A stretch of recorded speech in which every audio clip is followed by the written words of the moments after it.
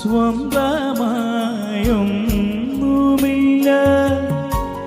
സർവതും നിന്ദാനം. സ്വസ്ഥമായുറങ്ങിടാം സമ്പത്തിൽ മയങ്ങാതെ, മണ്ണിൽ സൗഭാഗ്യം നേടാനായാലും ആത്മം നഷ്ടമായ ഫലമെവിടെ? ദൈവസ്നേഹം വന്നിച്ചിടാൻ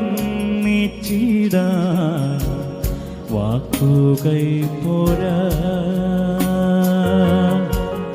നന്ദി ചൊല്ലി തീർക്കുവാനീ ജീവിതം പോ